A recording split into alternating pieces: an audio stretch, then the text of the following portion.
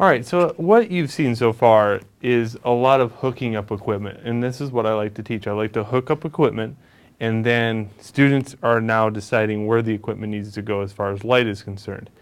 So let's hook up one more scenario, and that is a third flash instead of bounced light. And you can move the flashes anywhere you want. You can add more flashes to the configuration. You can have up to 4 flashes go off at a time, and I've even had up to 6. And that's getting a little bit strange and a little bit weird. But again, it's fun to play with light. There's no doubt about it. Don't be afraid of light and playing around with it. It's a simple fact that there is no right answer. And for those students that are just introduced to this stuff, sometimes instructors give you the idea that this lamp needs to go here at this angle. And that's so far from the truth, it hurts. What we got here is a little shoe thing. This comes with the SP700. It holds the flash in place. And I've hooked up that shoe to it. And now I can hook up the almost dead flash to it. So now we got this little guy. He can sit on the floor. That's his job. His job is to sit on the floor and cast light up. And whether it be diffused light or directional or direct light. But he can blast shadows from the bottom. So this is where you're starting to run out of those cords. And that's all right. I have more on order. So here I have this hooked up to the light itself, and I have this bench. I love using the bench as a way of holding this light. Okay, and there we go. Now you can look at the configuration. So up, right onto the model. Now that flash is about to die, but that's okay. Let's do this. Lightroom.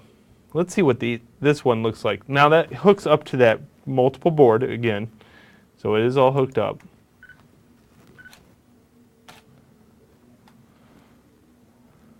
I don't have the bounce light anymore.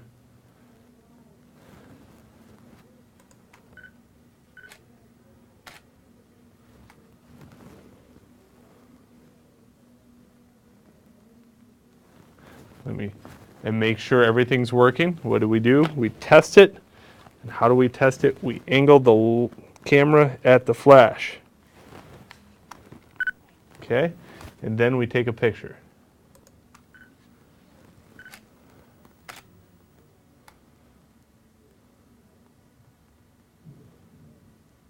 Nothing coming out of that flash. That's a bad flash. Okay? So let's do this.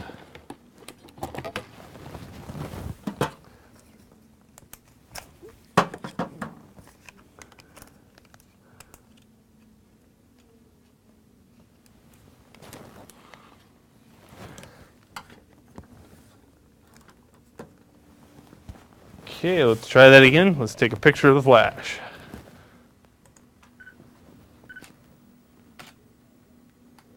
You can hear everything wind up and wind down. Yep, I see a light. That's good. So let's go like this. Let's aim it at the head model.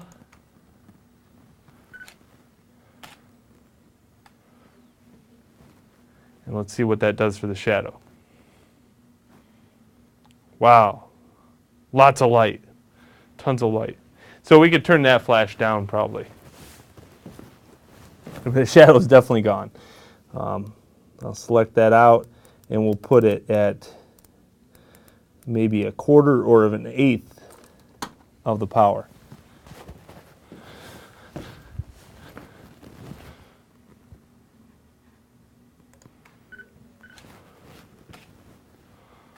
We want some shadows, after all. Shadows make things interesting.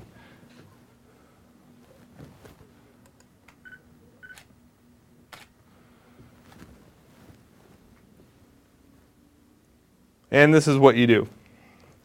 You adjust the power of the flash, you check it out to make sure if it looks okay or not, and then you go on with life knowing that looks better.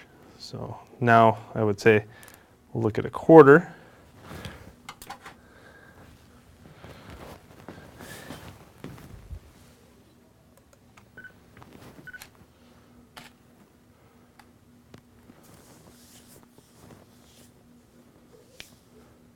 Perfect. Good shadows, all there. Nice light in the background, good separation from the background. And lastly, white balance it, and then we're going to go same as previous. Now that we have a good studio layout set up, we can now go into a photo session and take multiple exposures. We're going to still tweak it along the way to get it perfected, but at least we have a good ground setup. Now it would be the time to start inviting the client in.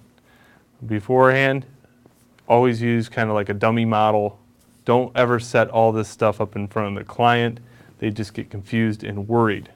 So they think that you're unprofessional or whatever. Always set this stuff up in the background or have an assistant help you out. That always looks good too. So that is hooking up a third flash to blast shadows out of crevices. You can also see that her eyes look a lot better in this area. Let's look at before. See these dark areas underneath the eyes? These are very uncomplimentary. And if you get an older person in there, wow, you would not believe how much shadows. Those really do light up every crack and crevice, making people look very old. All right, enjoy. Let's go on to the next video.